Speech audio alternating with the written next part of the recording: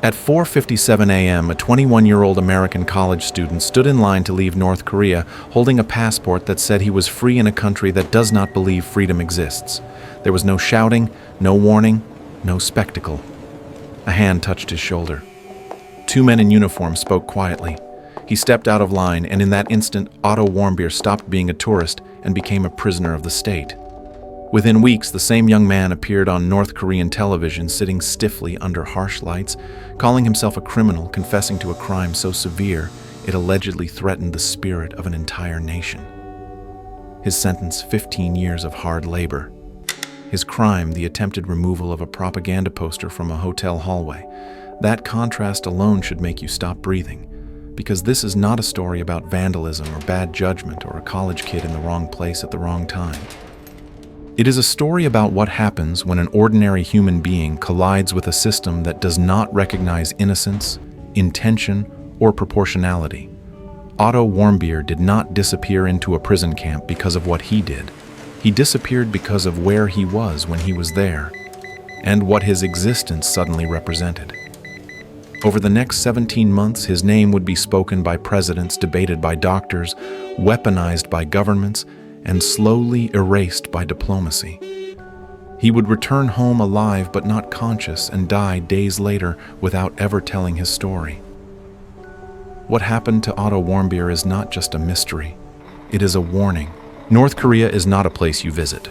It is a place you enter, and once inside, everything about you is quietly redefined. Travel there is not tourism in the Western sense. It is participation in a controlled environment where movement, conversation, and even curiosity are carefully managed. Every visitor is assigned guides. Every destination is curated. Every interaction is observed. What looks like hospitality is in reality choreography. Otto Warmbier did not arrive in Pyongyang as a provocateur or a rebel. He arrived as the most dangerous thing a closed system can encounter, a normal American operating on the assumption that the world functions everywhere the way it does at home. In the United States, symbols are flexible. Authority can be questioned. Mistakes are corrected, apologized for, laughed off. In North Korea, symbols are absolute. A poster bearing the supreme leader's name is not decoration, it is doctrine. Removing it is not mischief. It is an attack on the state itself. The Yanggakdo Hotel where Otto stayed embodies this contradiction. To foreign guests, it appears luxurious, almost playful. A bowling alley, restaurants, bars, a sense of controlled freedom.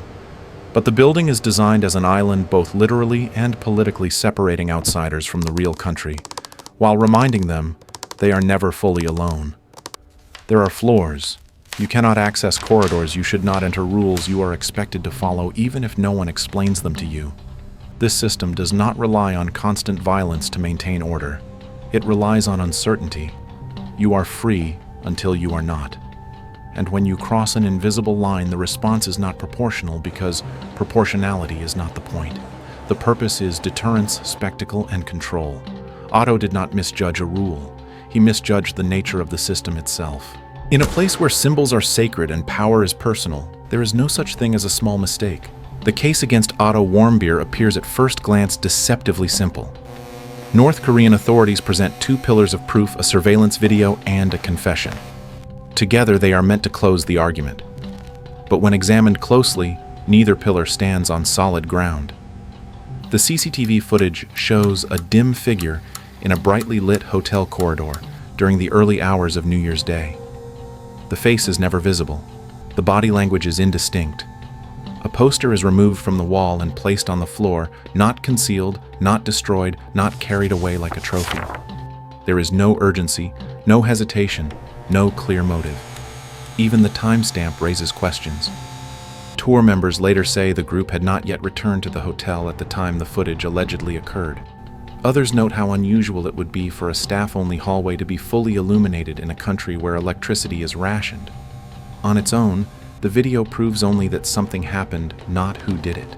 That gap is filled by the second pillar, Otto's confession. And it is here that the story begins to fracture. The confession is long, detailed, and unnervingly precise. Otto does not describe a drunken mistake or a moment of poor judgment. He describes a grand conspiracy involving a Methodist church, a secret student society, and the United States government itself. He claims he was promised money, a car, and career advancement in exchange for sabotaging the morale of the North Korean people. The narrative is complex, geopolitical, and perfectly aligned with the regime's worldview. Too aligned. Every institution Otto names later denies any connection. Experts on coercive interrogation recognize the pattern immediately. This is not how spontaneous guilt sounds. It is how compliance sounds. In authoritarian systems, confessions are not about truth. They are about usefulness. The goal is not to understand what happened, but to produce a story that reinforces power. Survivors of North Korean detention describe interrogations lasting up to 15 hours a day, relentless questioning broken only by propaganda films and isolation. Over time, reality blurs, resistance weakens. What remains is the instinct to survive. By the time Otto stands in court begging for mercy, the outcome is already decided. The confession does not seal his fate because it is credible. It seals his fate because it is convenient.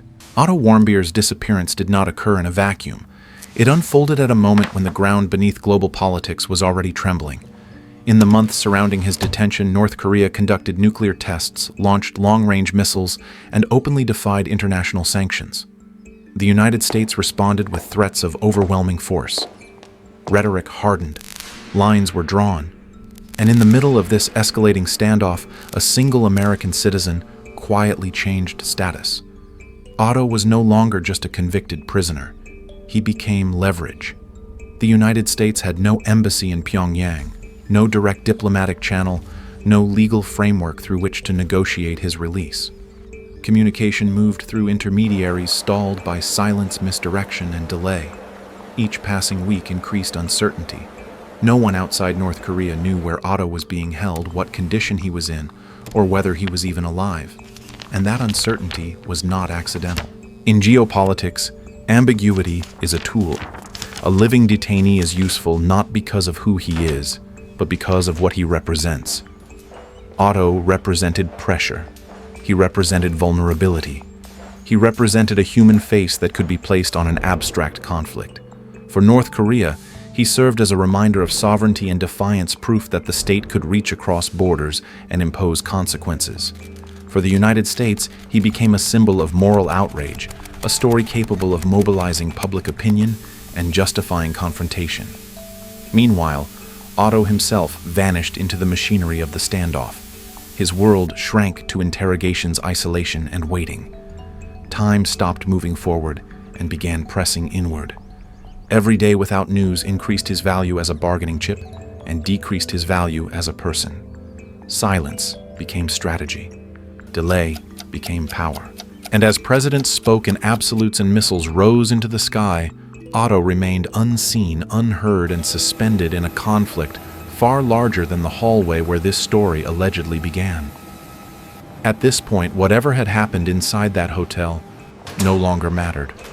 The case had escalated beyond guilt or innocence. Otto Warmbier was no longer on trial. He was trapped between nations, and neither side could afford to blink. When Otto Warmbier finally returned to the United States after 17 months in North Korean custody, the reunion that should have ended the story instead revealed its most disturbing chapter. He did not walk off the plane. He was carried out on a stretcher, motionless, his head shaved, a feeding tube taped to his face. His parents had imagined relief answers, perhaps even gratitude. What they encountered was silence. Otto's eyes opened, but they did not see. He breathed on his own, but he did not respond. Doctors would later describe his condition as unresponsive wakefulness, what was once called a vegetative state. Neurological scans showed extensive loss of brain tissue across all regions of his brain. Damage caused not by impact or repeated trauma, but by a prolonged lack of oxygen. This detail matters because it narrows the field while refusing to close it. North Korean officials offered an explanation: botulism from contaminated food, followed by a reaction to a sleeping pill. American doctors quickly disputed that account, finding no evidence of active botulism or the kind of neurological pattern it typically produces.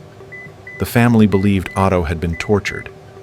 Political leaders echoed that claim. But medicine remained stubbornly indifferent to narrative. The injury Otto suffered appeared to have occurred all at once, likely weeks after his sentencing, the result of a single catastrophic event in which his brain was deprived of oxygen. That could mean many things: a medical emergency left untreated, a reaction to medication, a suicide attempt born of isolation and despair, an accident inside detention, or something else entirely unseen and undocumented. What it almost certainly did not mean was prolonged physical abuse, which would have left a different neurological signature, and yet uncertainty offered no comfort. Otto lay surrounded by family, but he was no longer present in any meaningful way. 6 days after coming home, his condition worsened. He developed a high fever. His parents made the impossible decision to remove life support. Otto Warmbier died at 22 years old. He left the United States healthy and curious. He returned irreversibly broken. The absence of a definitive explanation did not soften the tragedy, it deepened it. Because when no single act can be identified as the cause, responsibility dissolves into a fog where accountability cannot reach. Otto's body came home. His story did not. After Otto Warmbier's death, the question of what happened to him did not settle. It fractured. In the United States, his story was immediately absorbed into a larger narrative, one that demanded clarity, villains, and resolution. For many, Otto became proof of North Korea's cruelty, a human illustration of an abstract enemy. His image was invoked in speeches, interviews, and headlines, reinforcing a moral contrast that required no nuance. In this version of events, uncertainty was inconvenient. The story needed to be clean. But while outrage traveled fast, answers did not. Medical findings remained inconclusive. Timelines blurred. Responsibility became diffuse. And as weeks passed, attention began to shift. Diplomatic priorities changed. New crises emerged. The same political machinery that had elevated Otto's case now quietly moved on. When relations between the United States and North Korea showed signs of thawing, Otto's name faded from official rhetoric. Not because the questions had been resolved, but because the narrative had lost strategic value. This is where the discomfort sets in. Otto did not disappear because the truth was hidden beyond reach. He disappeared because attention is finite and stories compete. In modern geopolitics, suffering does not guarantee permanence. Relevance does. His case reveals something unsettling about how meaning is assigned after tragedy. Facts matter, but framing matters more. The absence of certainty creates space for interpretation, and interpretation becomes a tool. Otto was used by one regime to demonstrate control and by another to signal moral outrage. When those signals were no longer needed, the story was allowed to settle into silence. What remains is not closure, but residue. A lingering sense that something essential was never addressed, that the human cost of political messaging is rarely accounted for once the message has been delivered. Otto Warmbier became a symbol, not because his story was understood, but because it was useful. And usefulness in the end is a fragile kind of remembrance. Otto Warmbier's story does not end with certainty, and that is precisely why it lingers. There is no final revelation, no definitive answer that resolves the discomfort his case creates. Instead, what remains is a lesson that resists simplification. Otto was not reckless, nor was he heroic. He did not seek confrontation or martyrdom. He sought experience, meaning, and the confidence that the world at its core operates on shared assumptions of fairness. That belief cost him everything. For an American audience raised to trust intention, due process, and proportional response, Otto's fate is deeply unsettling. It reveals a truth we rarely confront.